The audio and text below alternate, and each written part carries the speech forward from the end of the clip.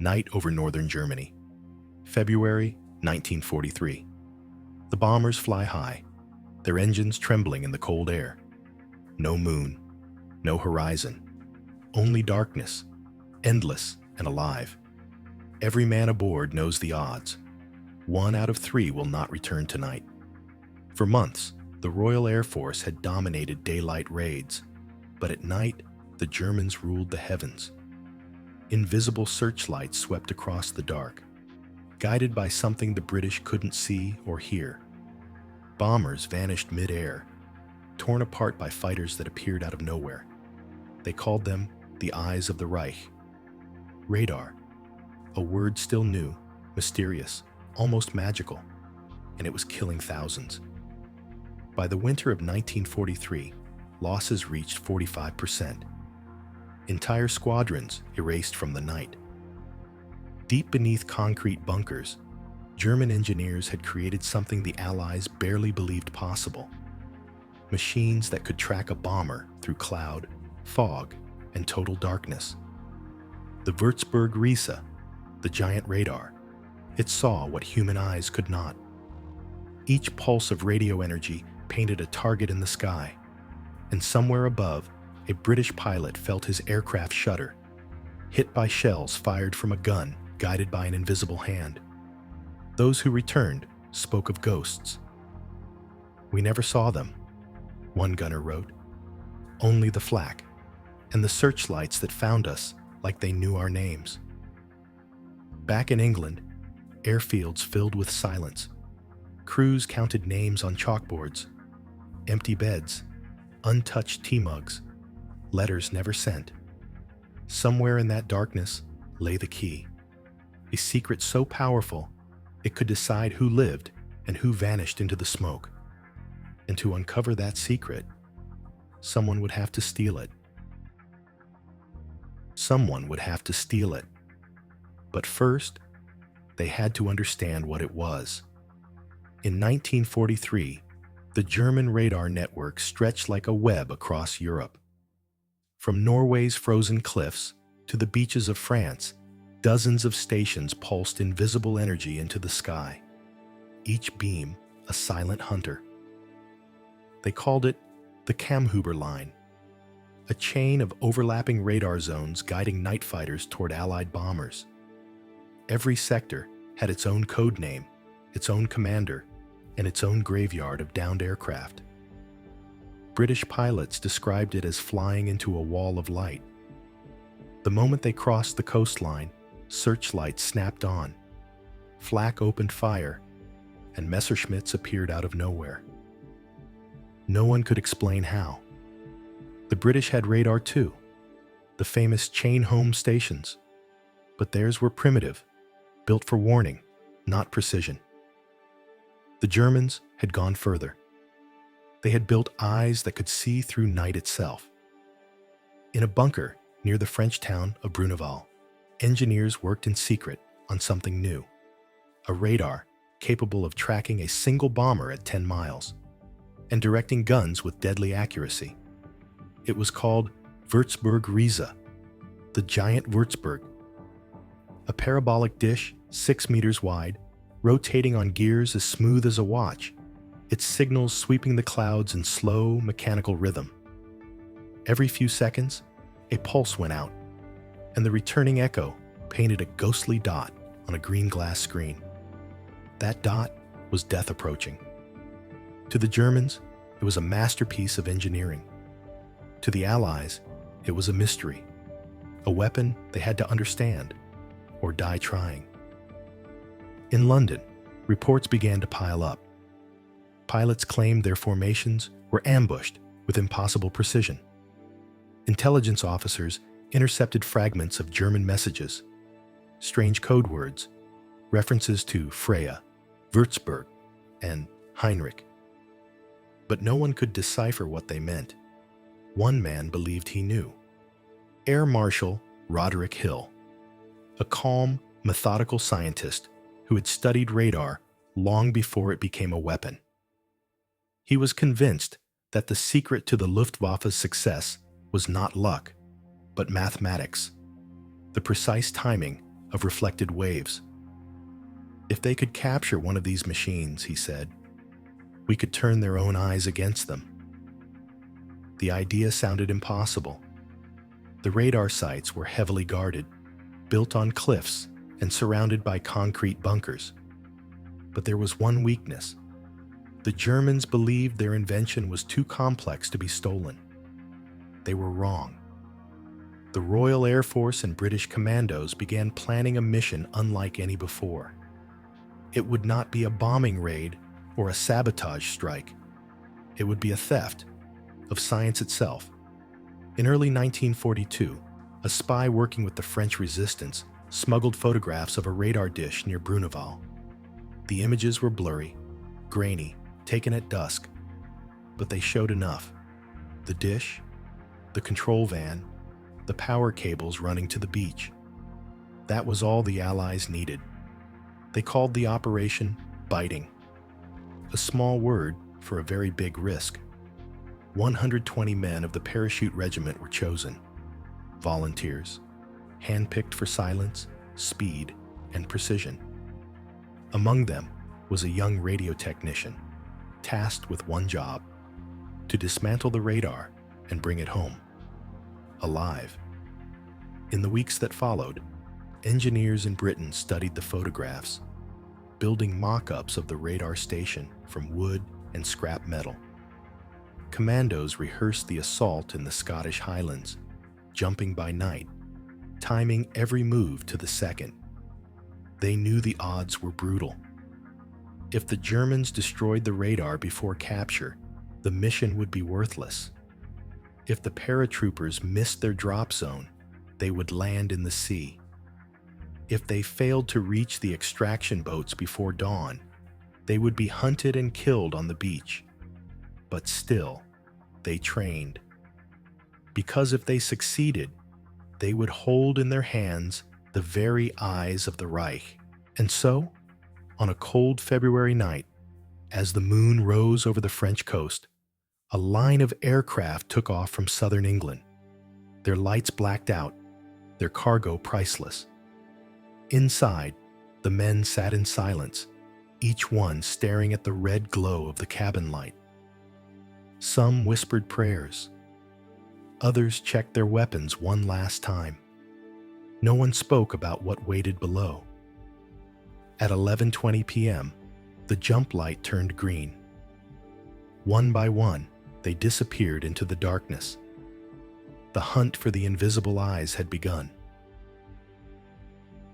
They called it Operation Biting. But before a single parachute opened, before a single engine turned, the decision itself shook the walls of British intelligence. In Whitehall, behind blackout curtains and cigarette smoke, a handful of officers gathered around a table covered in maps. France glowed red with enemy installations. Each radar site marked with a small hand-drawn circle, a network the Germans believed untouchable. The idea on the table was madness. Land commandos on the French coast, storm a radar fortress, steal the machine intact, and escape before dawn. No one had ever attempted anything like it. Some called it suicide. Others called it science. Air Marshal Dowding listened in silence, then said only one sentence: "If we do not understand how they see, we will never fly unseen again." That sealed it. Operation Biting was approved. The raid would fall to the 1st Parachute Brigade, led by Major John Frost, a calm officer known for impossible missions. He had 120 men, one radio operator, and a window of 25 minutes to dismantle the heart of Germany's air defense. In London, engineers prepared crates of tools, wrenches, cutters, insulated pliers, everything needed to take apart a radar under fire. Each piece labeled, each man drilled in the order of removal. Time was everything. The Germans rotated guards every 30 minutes. If the paratroopers landed too early, they'd be spotted. Too late, and the extraction boats would miss the tide. Weeks passed in secrecy. Frost's men trained in Scotland, jumping at night onto rocky beaches lit only by lanterns. They rehearsed again and again. Breach, secure, disassemble, retreat. Every movement was timed to the second, every voice kept to a whisper. Meanwhile, the Royal Navy plotted the sea route for extraction. 3 motor launches, disguised as fishing vessels, would wait offshore with engines silent. If anything went wrong, they were ordered to leave. No rescue. On the final briefing, Frost looked at his men. He didn't speak about glory or medals. He said, "Our job is not to kill. Our job is to steal." The room went quiet. For the first time, soldiers realized they were not going to destroy something. They were going to capture knowledge itself. Intelligence officers handed Frost a small envelope. Inside was a single photograph, the radar dish, 6 meters wide, shining in the moonlight. Under it, one word: target.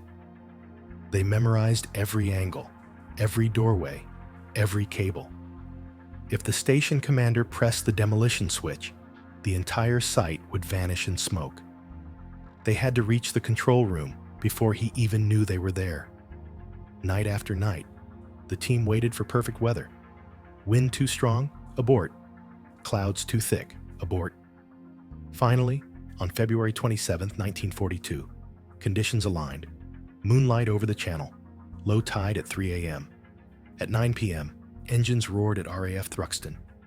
The C-47 Dakotas lifted into the dark, their navigation lights blacked out. Inside, men checked their gear in silence. The red light glowed above the door. One soldier whispered, "If this works, every bomber in Europe owes us a beer." Frost smiled, but said nothing. Below them, the French coast approached, a jagged line of silver surf and black shadow. They were minutes from history. As the jump light turned green, Frost gave a single order: "Go." One by one, the invisible army dropped into the night. The French coast was silent, a black horizon broken only by the whisper of wind. At precisely 11:20 p.m., parachutes opened like white flowers in the night. The men of the 2nd Parachute Battalion dropped into the darkness, their boots sinking into frozen sand and wet grass. The mission had begun. Major Frost hit the ground hard. He cut free from his chute, checked his compass, and gave the signal. "Form up." Within minutes, the teams gathered, silhouettes moving through the fog. Every second mattered. To the north lay the village of Bruneval. To the west, the cliffs and the radar site. Guards patrolled in pairs. Searchlights swept lazily across the sea. Inside the bunker, German technicians monitored their screens, completely unaware that death had landed a few hundred meters away. Frost whispered orders. 3 groups: assault, demolition, and recovery. Each man knew exactly where to go, what to carry, and how long they had before reinforcements would arrive. The assault group moved first, creeping through hedges and dunes until the radar dish loomed above them, a metallic giant glinting faintly under the moon. They could hear the hum of its motors, the faint rhythm of rotation. The eyes of the Reich, alive and watching. At exactly 1 a.m., Frost raised his hand. The silence broke. A burst of gunfire shattered the night. German sentries shouted, "Achtung! Engländer!" But it was too late. The commandos stormed the fence, throwing grenades and cutting wire. The radar operators tried to trigger the demolition charges, but one of Frost's men shot the control panel before they could. Within minutes, the British controlled the site. In the center of the courtyard, the radar dish stood intact, massive, alien, almost beautiful. The radio technician, Sergeant Cox, ran forward with his tool bag. He had never seen the real machine before, only wooden models and sketches. Now, under fire, he had to take it apart. Cox climbed onto the platform, his hands shaking from cold and adrenaline. He began unscrewing panels, labeling each piece as he worked. Sparks flew. Bullets snapped through the air. Frost shouted from below, "5 minutes!" Cox kept going. He disconnected the magnetron, the core of the system, a device the Allies had never even touched before. He wrapped it in cloth, handed it down. Then another piece, and another. By 1:15, the radar's brain was in British hands, but the Germans were coming. From Bruneval village, reinforcements approached, a truck full of soldiers, headlights off. The sound of engines echoed through the cliffs. Frost's men dragged their wounded, carrying the radar parts in sacks and crates. They sprinted toward the extraction point, a narrow strip of beach below the cliffs. The radio crackled. The Royal Navy boats were in position, but the tide was turning fast. Frost ordered a retreat. Machine guns opened fire as they descended the cliffs by rope. One man slipped, nearly falling into the surf. Another was hit in the leg, but kept crawling. At the water's edge, British sailors waded waist-deep in the freezing surf, pulling men and crates into the boats. Tracer rounds sliced the night sky. As the last launch pulled away, Frost looked back at the cliffs. Flames lit the radar station. The Germans had finally set off the demolition charges. The eyes of the Reich were blind. By dawn, the boats reached Portsmouth. Cold, soaked, and exhausted, the commandos carried their prize ashore, the pieces of a machine that would change the course of the air war. Back in London, engineers from the Telecommunications Research Establishment unpacked the crates in silence. Inside lay the heart of the Würzburg radar, its transmitter, receiver, and precision dials. They had done the impossible. One scientist whispered, "This is how they see us." Within weeks, British scientists reversed the design, developing countermeasures that would fool the German radar system. They called it window. Thin strips of aluminum dropped from bombers to create false echoes. For the first time in years, Allied aircraft could fly unseen again. Operation Biting had lasted just 1 hour, but it changed the balance of the night war. What began as a desperate gamble ended as one of the greatest intelligence victories of the Second World War. And for the men who risked everything on a frozen cliff in France, there was no parade, no medals, no headlines, just silence, and the knowledge that they had stolen the eyes of the enemy. The radar pieces from Bruneval arrived under armed guard. They were carried through London like sacred relics, wrapped in canvas, marked top secret. Inside a laboratory at the Telecommunications Research Establishment, scientists gathered in silence. Before them lay the heart of German night defense, the Würzburg radar. For weeks, the lab never slept. Men in white coats and RAF uniforms worked side by side, sketching circuits, tracing wires, decoding what each dial and frequency did. Slowly, the picture became clear. The Germans had perfected a narrow-beam radar, far more precise than anything Britain possessed. It could detect a single aircraft at 12 miles and track its altitude within 100 feet. Now, the Allies knew how the enemy saw them, and that meant one thing: they could make themselves disappear. By the summer of 1942, British scientists began crafting a plan to blind the Reich. They called it window. It was deceptively simple.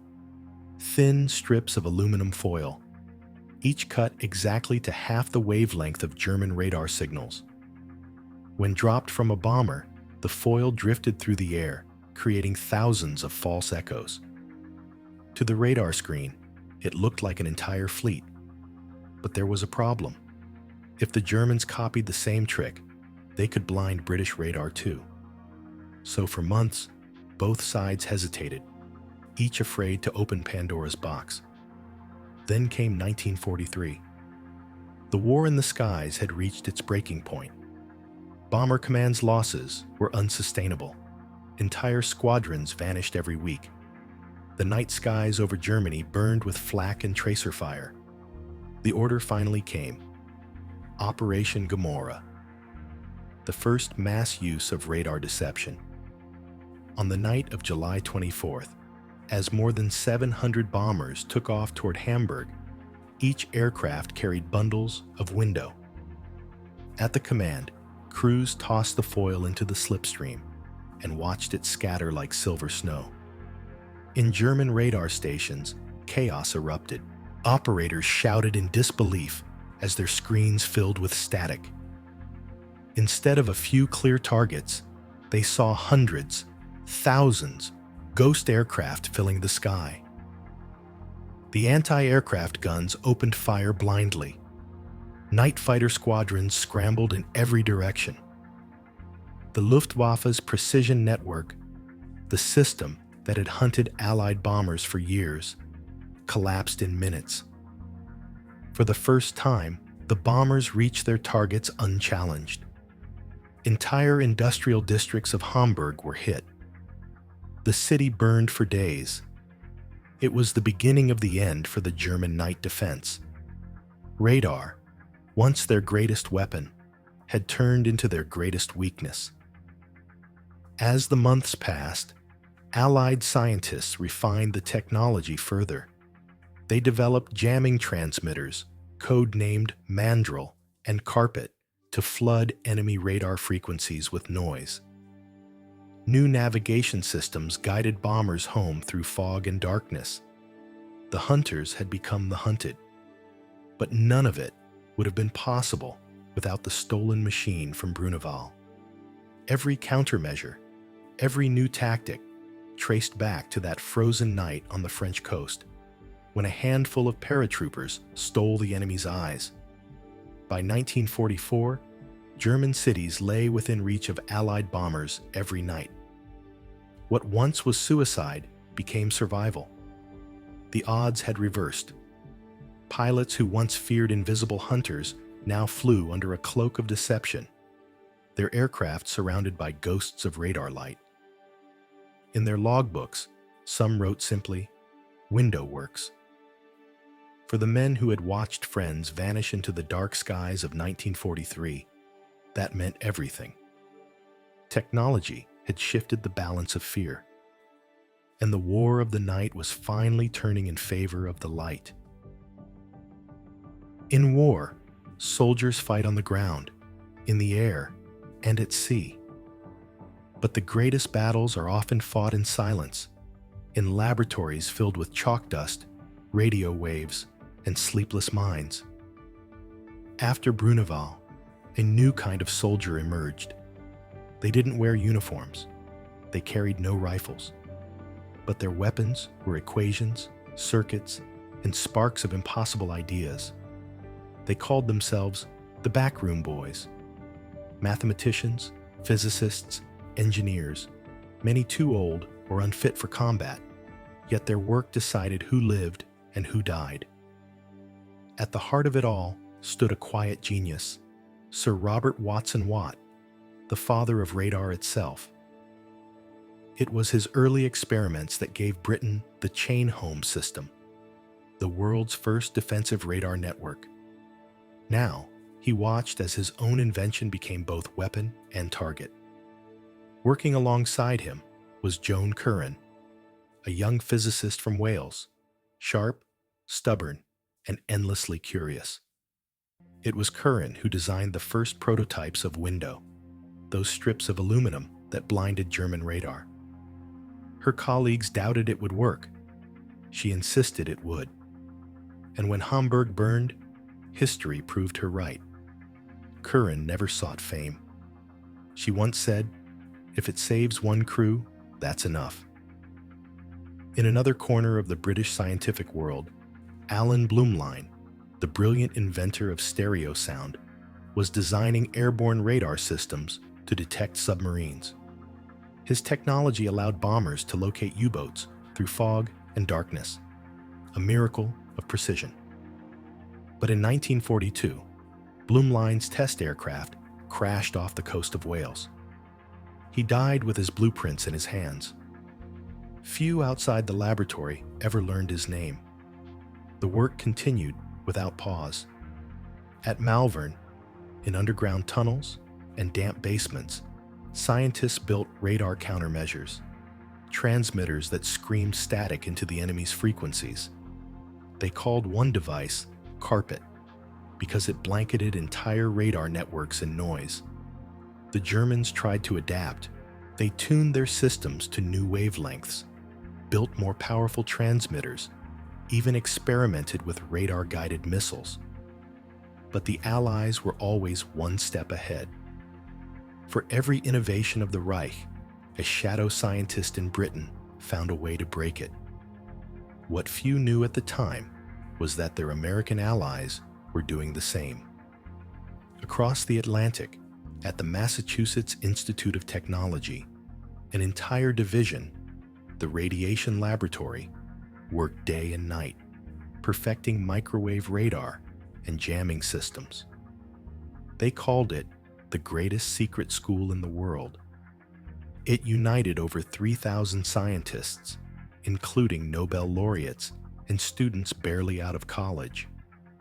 For the first time in human history, the front lines of war were connected to the blackboards of science. But genius came at a price. Many of these scientists suffered mental breakdowns, haunted by the knowledge that every equation they solved might burn a city or save one. Letters from Malvern spoke of exhaustion, of working 36 hours straight, of building machines faster than they could understand them. Still, they continued. Because radar had become the heart of modern warfare, the invisible thread binding every battle in the sky. By late 1944, the Allied radar web stretched from the Atlantic to the heart of Germany. Every bomber, every ship, every ground station shared the same language of invisible waves.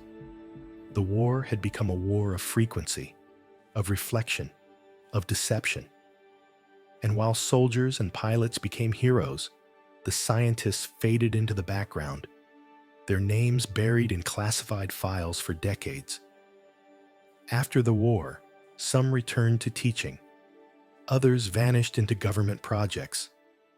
A few went to America to work on even more secret programs, ones that would soon reach far beyond the clouds. They never fired a gun. They never stormed a beach. Yet their fingerprints marked every victory. The shadow scientists had turned physics into strategy and intelligence into survival. One officer later wrote, "They fought not for glory, but for clarity, to see through the dark so others could come home alive." When the guns finally fell silent in 1945, the world believed it had seen the end of total war. But for the men and women who worked in the invisible war of radar, the silence felt different. It was not peace. It was transformation. Radar had begun as a secret. It ended as the foundation of an entire new age. Across Europe, the wreckage of towers and antennas stood like monuments to a war fought with waves and echoes. The skies that once carried death now carried knowledge. Within a year, radar found new purpose: civilian air traffic control, weather forecasting, navigation, all born from the ashes of war. The same technology that once guided bombs now guided planes safely home. But the echoes of what radar had done and what it had revealed never fully faded. For scientists, the war had opened a door that could never be closed. It showed that invisible things, electricity, magnetism, frequency, could decide the fate of nations. Governments understood this too. And so began the next invisible race, the race for global surveillance, for space detection, for dominance not by armies, but by information. What had started as the eyes of the Reich became the eyes of the world. In Britain, radar veterans joined new projects, ones with names like Blue Danube and Chain Home High. Their new task was no longer to find enemy planes, but to track rockets, satellites, and one day, nuclear missiles. The line between science and war blurred again. The same frequencies that once whispered through the night skies over Germany now reach beyond the stratosphere. And yet, among those who lived through it, many carried quiet guilt. Some wondered whether their genius had saved lives or only taught humanity how to find better ways to destroy. Joan Curran, the woman who invented window, later said in an interview, "It was the right idea for the wrong world." Others never spoke at all. Their work remained classified for decades, their names buried behind code words and file numbers. But in museums and archives, pieces of that history still hum faintly. A section of a Würzburg dish, a magnetron core blackened by time. The same pulse that once found bombers in the night now echoes only in memory. What radar proved, more than any weapon, was that war had entered a new dimension. It was no longer fought only with courage or firepower, but with vision, the power to see what others could not.